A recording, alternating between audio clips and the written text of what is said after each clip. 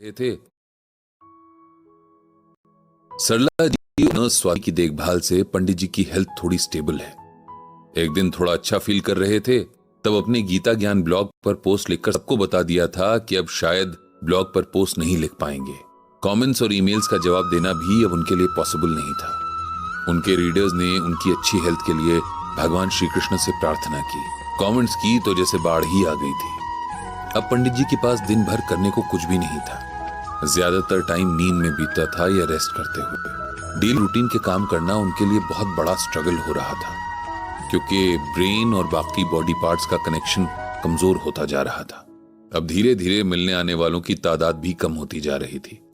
जब कोई लंबे टाइम के लिए बीमार होता है तब धीरे धीरे लोग उसमें इंटरेस्ट खोने लगते हैं, उनके बीमार होने को लेकर नॉर्मल होने लगते हैं और अपने दूसरे अर्जेंट कामों में बिजी हो जाते हैं। दुनिया का यही दस्तूर है। डॉक्टर जोशी अलबत्ता हफ्ते में 2 बार जरूर आ जाते हैं। पहले पंडित जी उनके क्लिनिक में एक पेशेंट के तौर पर जाते थे। अब डॉक्टर जोशी उनके यहाँ एक फैमिली मेंबर की तरह आते हैं। उन्हें देखकर सरला जी मन में सोचती हैं कि इंसानियत अभी भी जिंदा है। लोग अभी भी दूसरों की फिक्र करते हैं और बिना किसी स्वार्थ के दूसरों की सेवा करने वालों से ये दुनिया अभी भी खाली नहीं हुई है। एक दिन जब पंडित जी सो रहे थे तब सरला जी और स्वाति उन्हीं के पास बैठकर बातें कर रहे थे। बातों बातों में डॉक्टर जोशी का जिक्र भी आ गया। सरला जी ने बताया कि डॉक्टर जोशी को वे लोग तब से जानते हैं जब उन्होंने अपना MBBS पूरा किया था और एक बहुत पुराने डॉक्टर के साथ प्रैक्टिस कर रहे थे। पंडित जी के बड़े बेटे राघव से बस 10 साल ही बड़े होंगे डॉक्टर जोशी। हम लोगों से उनकी पहली मुलाकात उन्हीं सीनियर डॉक्टर के हॉस्पिटल में हुई थी। हुआ ये था कि पंडित जी को पिछले कई दिनों से पेट में हल्के हल्के दर्द की शिकायत थी। घरेलू नुस्खे करने से थोड़ी देर आराम तो आ जाता था, लेकिन फिर परेशानी शुरू हो जाती थी। कुछ दिन तक परेशान होने के बाद उन्होंने ऑफिस में अपने किसी कलीग को बताया होगा, तो उन्होंने कोई ओवर द काउंटर दवा बता दी। मतलब कोई ऐसी दवाई जो बिना डॉक्टर के प्रिस्क्रिप्शन के किसी भी केमिस्ट के पास मिल जाती है। पंडित जी ने रात को खाना खाकर वो मेडिसिन ले ली और सो गए।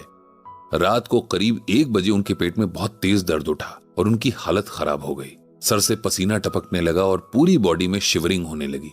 बड़ी मुश्किल से वे खड़े हो पा रहे थे।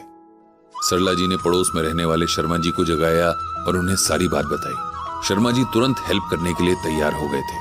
तब रात के 2 बजे वे अपनी कार से पंडित जी को हॉस्पिटल लेकर गए थे। वहीं इमरजेंसी सर्विसेज में पहली बार हमें डॉक्टर जोशी मिले थे। डॉक्टर जोशी ने बहुत ही अच्छे तरीके से उस दिन पंडित जी को संभाला था। उनका प्रोएक्टिव नेचर और पेशेंट्स के साथ बहुत प्यार और आराम से बात करने का तरीका ऐसा था कि पेशेंट को अगर उसकी परेशानी से आराम मिले ना मिले तो कम से कम उनके पास पहुंचकर ये अश्योरेंस तो मिल ही जाती थी कि वो सही जगह पर सही हाथों में है। इमरजेंसी में ही पंडित जी का अल्ट्रासाउंड किया गया और पता चला कि उनकी किडनी में काफी बड़ा स्टोन था, जिसे जल्दी से जल्दी निकाला जाना जरूरी था। दर्द की वजह समझ आ जाने पर पंडित जी को पेन किलर दे दी गई थी, जिससे थोड़ी देर में उन्हें आराम मिल गया था।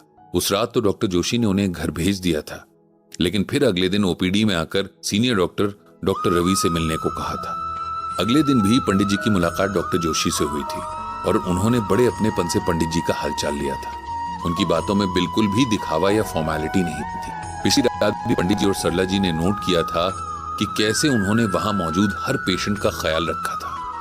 न सिर्फ उन्हें मेडिकल हेल्प दी थी, साथ ही उनकी काउंसलिंग भी की थी। डॉक्टर रवि ने पंडित जी को जल्दी से जल्दी ऑपरेशन के जरिए स्टोन निकलवाने को कहा था, क्योंकि इससे उनकी किडनी को नुकसान पहुंच रहा था। उनके ट्रीटमेंट प्लान के हिसाब से पंडित जी ने अगले ही हफ्ते में अपना ऑपरेशन करवा लिया था। इस बीच जाने कितनी बार डॉक्टर जोशी से उनकी बात हुई थी। हर मुलाकात के साथ उनसे एक अच्छा सा रिश्ता डेवलप होता जा रहा था। सरला जी को भी लगता था जैसे पिछले जन्म का कोई बहुत करीबी रिश्ता रहा होगा, जो अब इस रूप में उनके पास आया है। फिर कभी कभार फोन पर बात होती थी। कभी कभार डॉक्टर जोशी घर भी आ जाया करते थे। एक दिन वे मिठाई लिए घर आए थे कि अब वे अपना खुद का क्लिनिक खोलने जा रहे हैं और उन्हें सरला जी और पंडित जी का आशीर्वाद चाहिए था। इस खबर से दोनों बहुत खुश हुए थे। उन्हें पूरा यकीन था कि अपने क्लिनिक में वे लोगों की उस तरह से मदद कर पाएंगे जैसे दूसरों के हॉस्पिटल्स में काम करते हुए नहीं कर पाते थे। तब से हर छोटी बड़ी हेल्थ रिलेटेड प्रॉब्लम के लिए पंडित जी की पूरी फैमिली डॉक्टर जोशी के ही पास जाने लगी थी। वैसे भी अब वे उनके लिए डॉक्टर कम और फैमिली मेंबर ज्यादा हो गए थे। पंडित जी के दोनों बेटे उनसे उम्र में ज्यादा छोटे नहीं थे, इसीलिए उनसे भी लगभग फ्रेंड वाला रिश्ता बन गया था। पंडित जी के गीता ज्ञान ब्लॉग लिखने की शुरुआत करने से सबसे ज्यादा खुशी डॉक्टर जोशी को ही थी। वे न सिर्फ रेगुलरली ब्लॉग पढ़ते थे, बल्कि उन्होंने अपने कई डॉक्टर फ्रेंड्स के हॉस्पिटल में गीता ज्ञान सेशन ऑर्गेनाइज करवाए थे।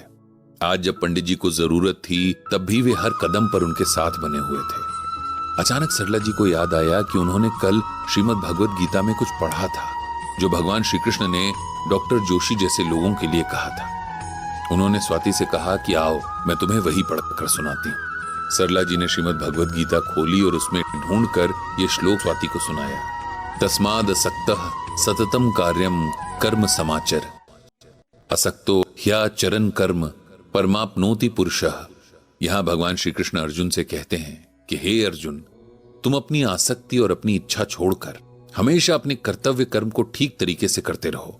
अपनी कामनाओं को छोड़कर सिर्फ और सिर्फ अपने कर्तव्यों को पूरा करने में लग जाओ, क्योंकि आसक्ति से या लगाव से छूटकर जो भी अपना कर्म करता है वो मनुष्य परमात्मा को प्राप्त हो जाता है। स्वाति, यहाँ भगवान जो कह रहे हैं वो मैं तुम्हें बहुत सिंपल वर्ड्स में बताती हूँ। भगवान कह रहे हैं कि आसक्ति यानी और अपनी डिजायर्स को छोड़कर इंसान को सिर्फ अपने कर्म यानी अपनी ड्यूटीज पर फोकस करना चाहिए। हमारे कर्म के रास्ते में ना तो हमारा मोह आना चाहिए, न ही कोई और चीज। जो इंसान अपने कर्म को अच्छे से करता है वो एंड में मेरे चरणों में समा जाता है। ड्यूटी करना आसान नहीं होता है। कई बार हम सबको लगता है कि सब कुछ छोड़कर आराम करें, या जैसे सब करते हैं वैसा ही हम भी कर लें, लेकिन अगर ऐसा ही हुआ तो फर्क क्या रह जाएगा। डॉक्टर जोशी जैसे लोग ही हैं जो अच्छाई में लोगों का भरोसा बनाए हुए हैं। बिना किसी स्वार्थ के सबकी सेवा करना उन्हें सबसे अलग बनाता है, और यही गुण है जो भगवान को भी बहुत प्यारा है। सरला जी के मुंह से डॉक्टर जोशी की कहानी और गीता ज्ञान सुनकर स्वाति को बहुत अच्छा लग रहा था। वो मन ही मन भगवान श्री कृष्ण को धन्यवाद कर रही थी कि उन्होंने इतनी अच्छी फैमिली के पास उसे काम करने का मौका दिया। साथ ही उसने मन में ये भी ठान लिया कि डॉक्टर जोशी की तरह वो भी अपने पेशेंट्स का बहुत ध्यान रखेगी। नौकरी करना उसकी मजबूरी है, क्योंकि घर चलाने के लिए उसे पैसे भी चाहिए, लेकिन वो पूरी कोशिश करेगी कि नौकरी से बढ़कर सेवा भाव से वो सबकी मदद कर सके।